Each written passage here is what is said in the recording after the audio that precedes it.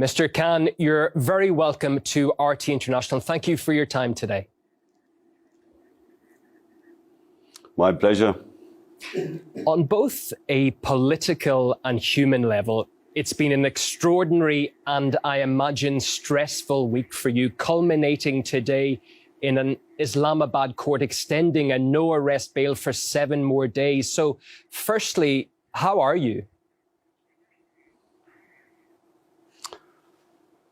Well, in some ways, it's the best of times. And some ways, it's the worst of times. Why is it the best of times? Because since I left office 4 months back, never has there been such a public response for any political party as it is for my party today. So in that sense, you know, it's for us, for a political person who's struggled for 26 years to raise awareness amongst the public, I think it is one of the best times for us, for my party, for me. It's very satisfying to see a politically aware public understanding issues, coming out on streets by themselves to stand up for their rights. On the other hand, it's a bad time in Pakistan because we are descending into fascism. We have a government which has no credibility amongst the people. We call it an imported government. The economy has tanked. Inflation has gone through the roof. It has lost all credibility. And so it is compensating by the lack of credibility, by imposing this draconian measures on us. They're clamping down on the media. They're clamping down against journalists. They've instituted various cases against me. One of them is a terrorism case, which is actually a joke. So it's bad in a way that the government is panicking. They're watching us grow in popularity. We swept the by-elections in the biggest province in Punjab. There were the 2 by-elections which we swept. So they're a bit scared, and that's why they're clamping down. Since your speech on Saturday, where the opposition is alleging that you threatened the police and members of the judiciary, they have essentially been labeling you a terrorist. On terrorism charges is what you would be standing on. As someone who led the country just months ago, what do you feel when you hear that allegation against you? Well, for your viewers, let me put it in context. One of the chief of my staff, of my office, he was picked up. He made a remark on television, which was misconstrued as if he's trying to stir mutiny in the army.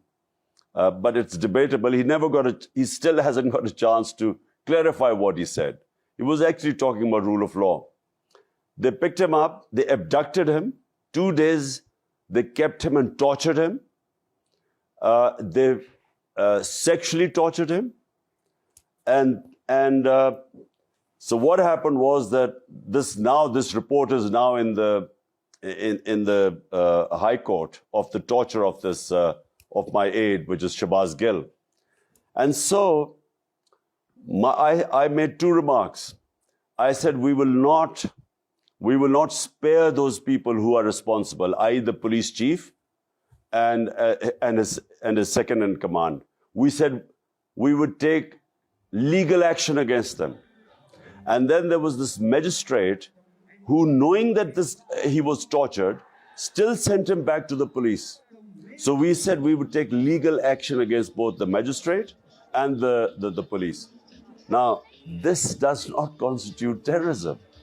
But they're so desperate, they have made this into a terrorism case. They banned my live coverage on screen. And they're trying to ban me from politics because there's a case of contempt against me. So it is what I feel is desperation, because this does not constitute terrorism in any sense of the word. You asking to take legal action against those officials who allowed this torture which is banned in Pakistan, this does not mean that you're a terrorist. So, but it's their desperation.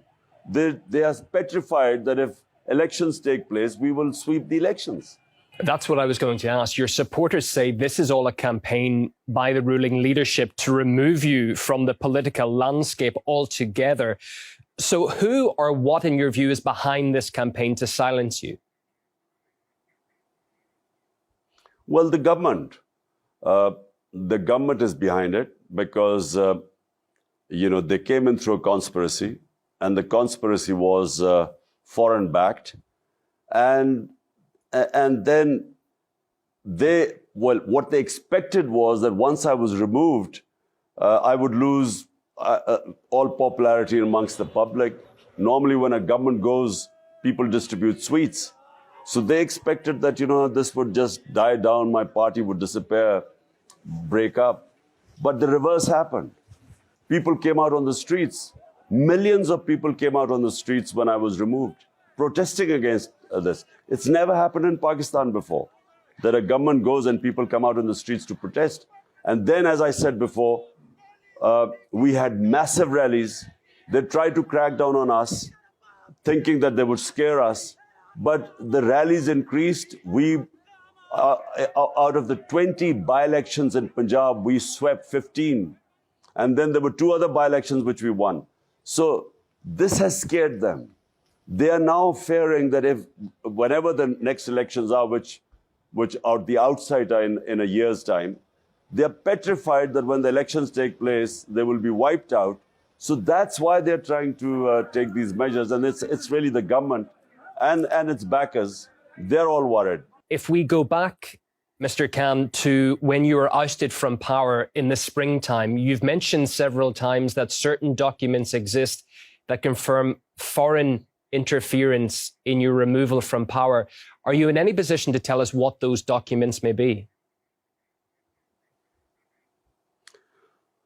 Well, there's a cipher, that conversation between the Pakistan ambassador in Washington and the Under-Secretary of State of the US. There's a conversation between them where he threatens the Pakistani ambassador that unless I, Imran Khan, was removed as a prime minister in a no-confidence motion that still wasn't tabled as yet, that there would be consequences for Pakistan.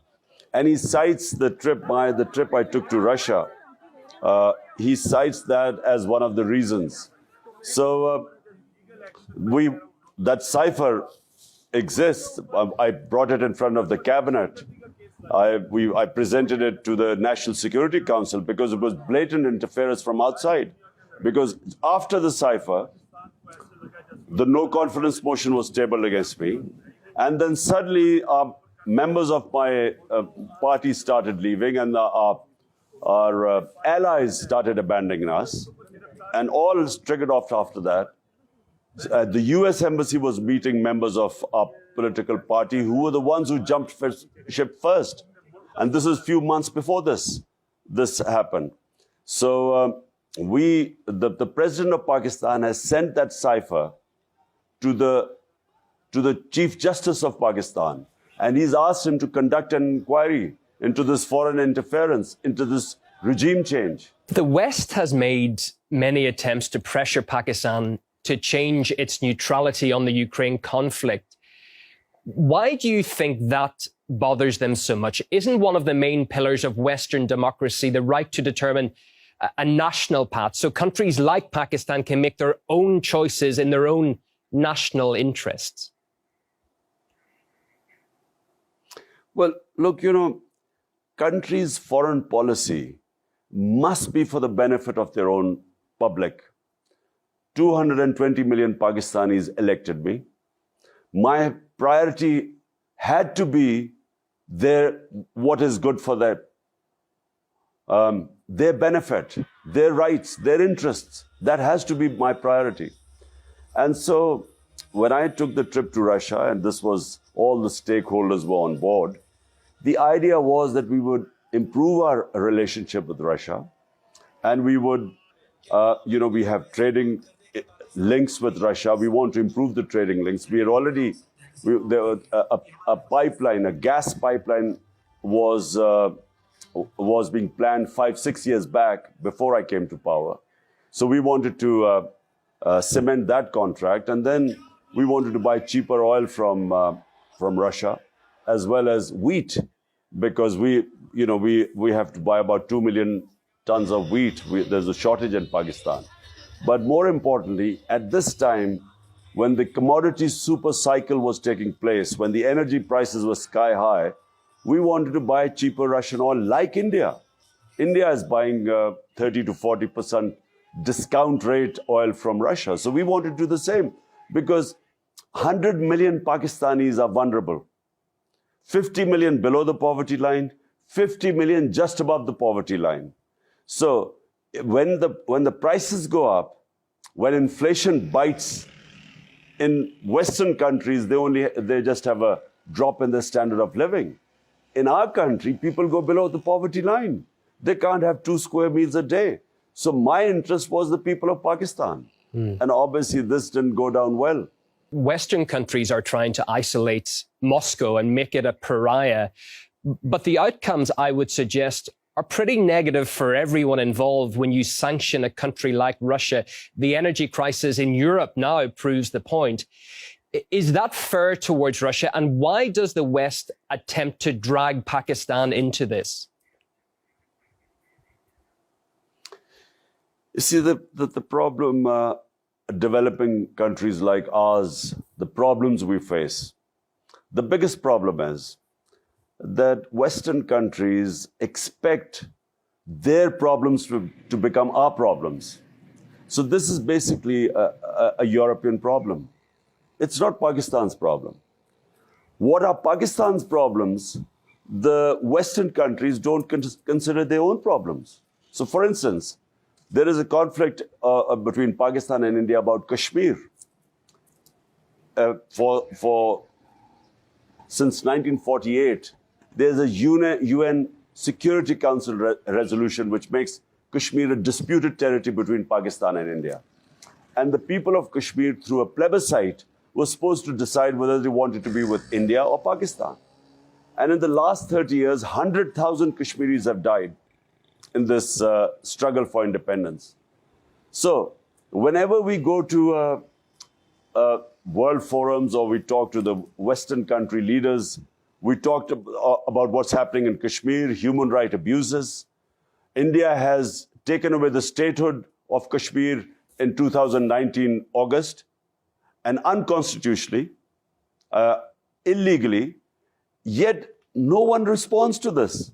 No one thinks of sanctioning India, no one thinks of condemning India. Yet when this is a European conflict, forget about the morality of the conflict. But the fact is, it is not Pakistan's conflict. Yet they want us to take a position on this and condemn Russia. My point is that condemning Russia, you have to have the luxury to condemn countries on moral issues. We don't have that luxury. Condemning countries can cost our people a lot.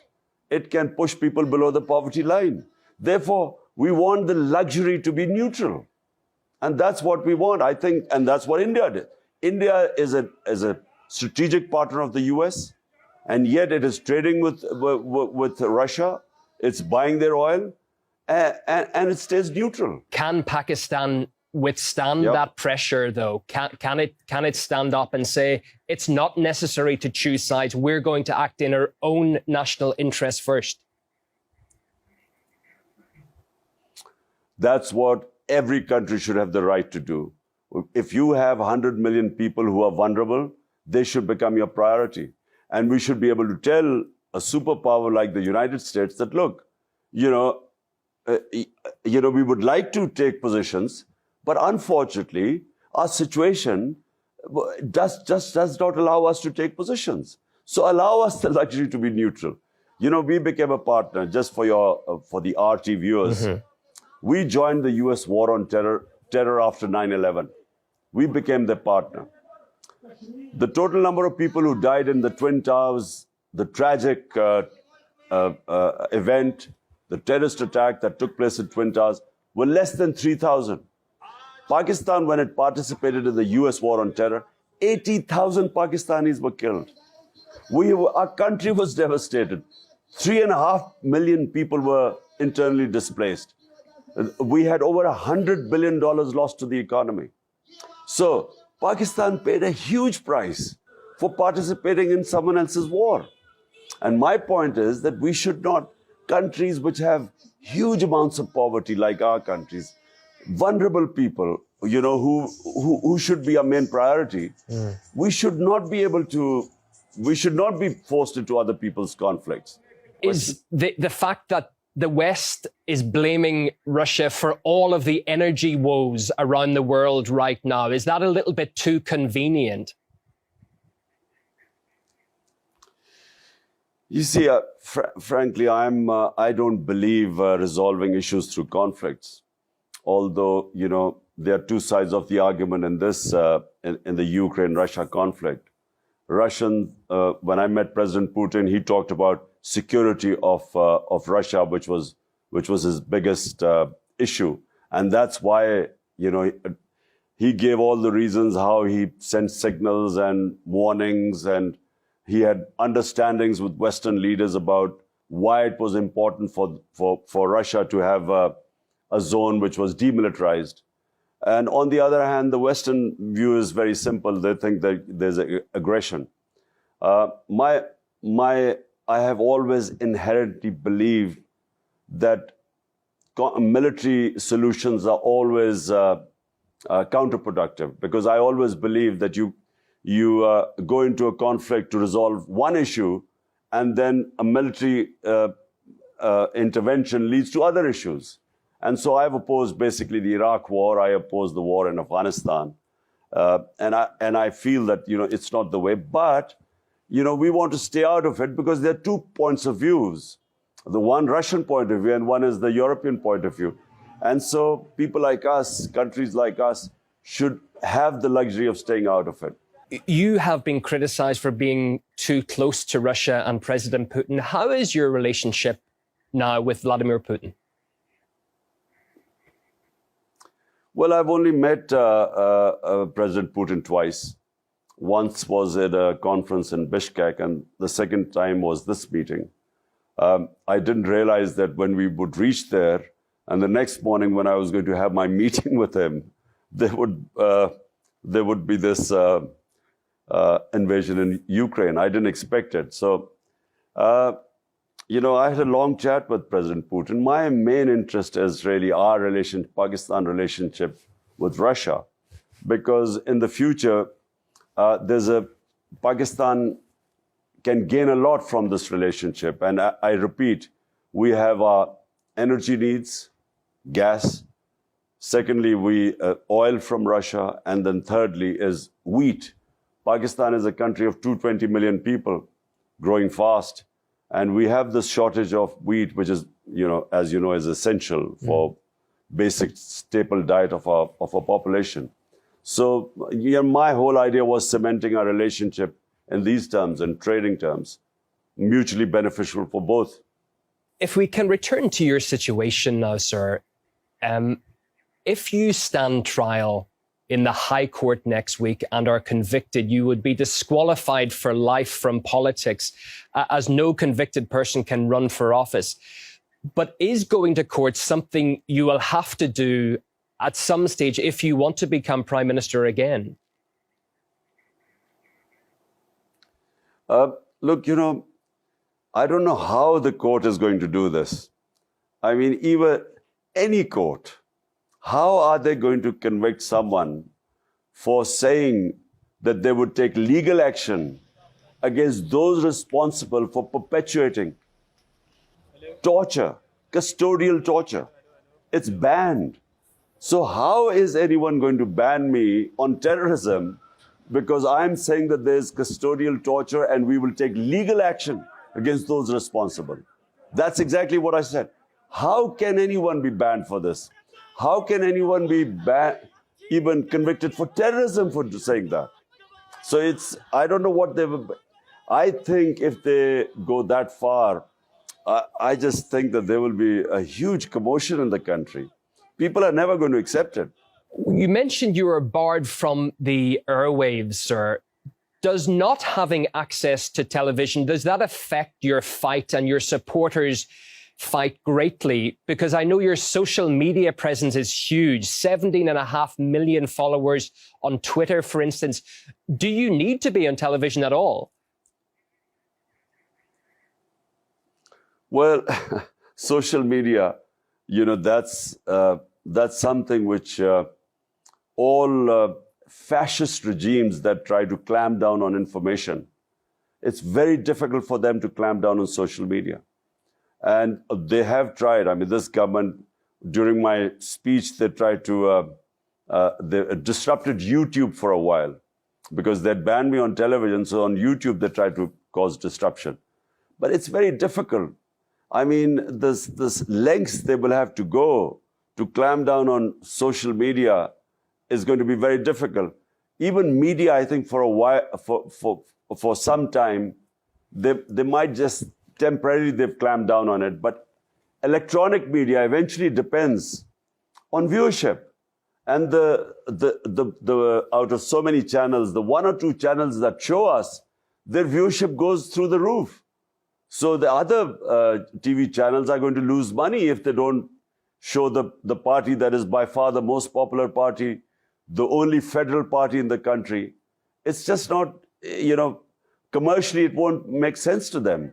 So I don't think the government is in a fix. They're panicking, and in panic they're taking these ridiculous fascist measures. But this is no solution. They can't stop the popularity of a party growing by taking these decisions, and especially if they think that even if they clamp down on the electronic media, the social media is something they can't stop, they can't clamp down on for any length of time.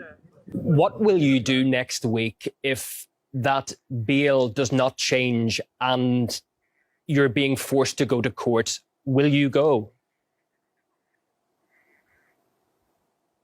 Well, I have to go to court.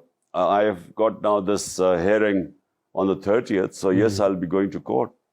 Look, all my life, let me just say, all my life, I have always stayed within the law. In politics, I've been for 26 years. I have always, all my protests, everything have between the limits of the law and limits of the Constitution. Because I am a constitutionalist. I'm a Democrat. And I don't believe that, you should go outside the Constitution, because then you open up a Pandora's box. And so what they're doing right now is trying to corner me in this case. They will find it very difficult, because the people of this country have known me for 50 years. I mean, before I joined politics, I was one of the top sports stars in this country for 2 decades. So they know me for a long time. So it's not going to be very easy for them just to ban me. It's, people won't accept it. You've called the whole process leading Pakistan into, it looks like a banana republic from the outside. What did you mean by that? Well, I mean, for a start, what they did with my chief of staff, Shahbaz Gill, you don't just, and he's an assistant. He was an assistant professor in an American university. So he was just picked up, abducted, and tortured, and then sexually abused.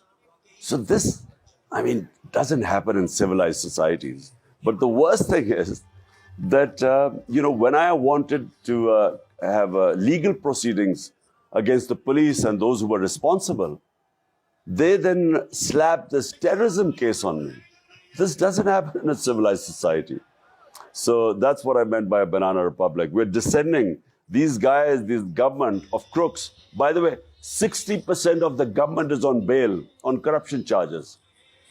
So they are so desperate that they are taking all these measures, which is taking Pakistan and making it into a banana republic. But are you not concerned that the amount of your followers on the streets constantly is going to make that situation worse? Look, I mean, if they take a ridiculous step, how would I know what the followers would react? But all I know is that the night they were going to come to arrest me, thousands of people just appeared outside my house and surrounded my house. And not just there, in cities, thousands of people just came out on the streets. So, because they know, I mean, the people know what is going on. The level of political awareness is so much because of social media, because of the mobile phone. Everyone knows what's going on. So the response was immediate. The moment my arrest warrants came out, the response just was immediate in the streets. So, if they go the same direction, I can't say what will happen, but I feel that there will be immense, huge, unprecedented street protests. And do you think that the current government is going to try something else to clamp down on your supporters, to silence those people? Well, they already have, on 25th May when we were conducting a peaceful protest. I mean, the sort of clampdown, they put thousands of people in jail. They raided people's houses at night. It's never happened before. It was like as if we were terrorists. It was a peaceful protest. And when I was in government 3.5 years, there were 3 times they were sort of sitting in Islamabad against my government. We never stopped anyone. We never charged any people. We never put people in jail. But this government, on 25th of May, which was a black day for us, they injured people. 2 people died. So many people got injured. And they put people in jail. It was a proper clampdown. So that's desperation. How do you see this playing out? By what you've been saying, you're not going to stand down. From the uptick in the opposition's reaction, they don't look as if they're going to. Sir, how does this play out in your opinion? There is only one solution. At the moment, our economy has gone down. We have unprecedented inflation, what is called the consumer price index. When we were in power, and remember, this is despite the commodity super cycle all over the world, ours was 16%. Today, the consumer price index has crossed 42%. So inflation has gone through the roof. People are hurting. The electricity prices, when the electricity bills came, there are protests going all over Pakistan. People can't afford electricity. It's again more than doubled since we left. In 4 months, it's more than doubled. So the inflation has hit the sky. Economy is tanking. Our exports are going down. There's unemployment now because the industries are closing because of these heavy costs and unpredictability. So the only solution where Pakistan is today are free and fair elections. Nothing else is going to resolve this problem. There's political instability in Pakistan, which means that the economy won't stabilize. Economic stability depends on political stability. And right now, our economy is tanking. There's no one knows what's going to happen in the 1 month, 2 months from now. Okay. And so the only solution, as I repeat, is only solution to get political stability are free and fair elections. Well, we thank you greatly for coming on RT International and sharing your views with us today. Imran Khan, former Prime Minister of Pakistan, thank you for your time and your thoughts.